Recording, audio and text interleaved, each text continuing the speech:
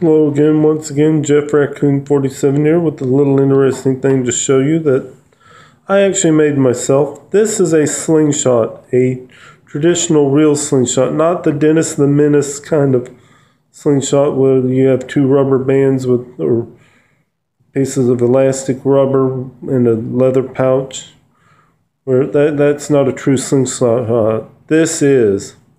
If you ever read the Bible and read about David and Goliath, this is what David used to defeat Goliath.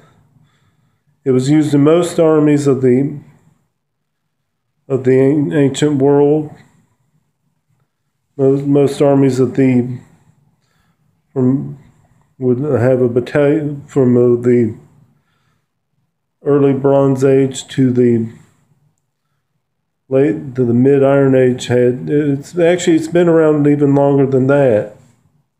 It's still encountered to this day because it's such a simple and effective weapon. They were used from the Neolithic times to up to now as a weapon, but there was most armies used it. Had battalions of slingers from the early Bronze and Copper Age till about the middle of the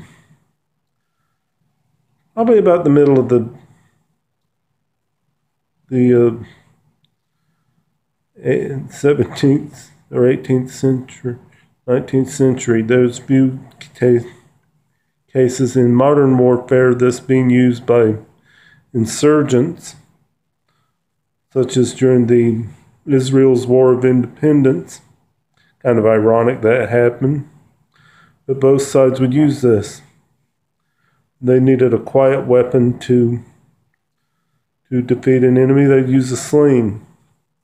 There are even cases of where slings were used to throw impact fuse grenades. But some armies used them. Most all the Greek armies had a battalion of slingers, with the exception of maybe the Greek city-state of Sparta, who considered weapons like this somewhat cowardly. They didn't care much for. The Spartans particularly didn't care much for slingers or archers. They considered weapons like this cowardly because the Spartans they liked a lot of close infighting. If you ever saw 300, you'd know that. Well, but this weapon has been around a lot longer than the actual formation of armies. It's been around, as I said, since the Neolithic. If you ever read Clan of the Cave Bear or saw the movie of the same name, you'll remember the character Ayla used this weapon. But I wrote a little something on, this is usually the standard ammunition of a sling. This is called a sling stone. Sometimes the soldiers would write into, if they were particularly smooth like this one is, they'd paint a little message on it with a little brush. Right here I put Molon Lobby. That's Greek, it means come get it. On the other side, there's some Greek lettering I copied. This says, take that. But the way a sling would work, you take this end, like so, put it around your wrist, like this, and you take the other lanyard, hold it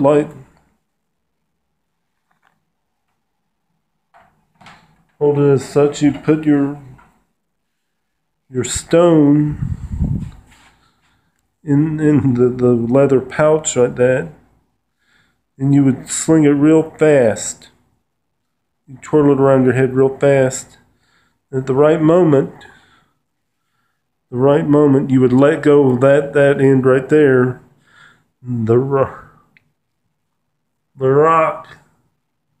The sling stone would flow, or lead ball or whatever you were using, or grenade or whatever you're using, would fly out of this this part right here forward. You can get them going at a pretty good speed.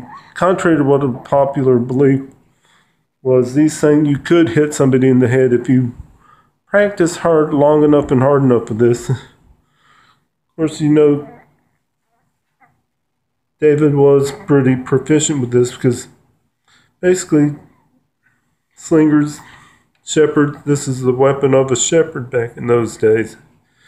They had plenty of time to practice. Well, I just thought I'd show you this. Hope you have a nice night and come back and see us again.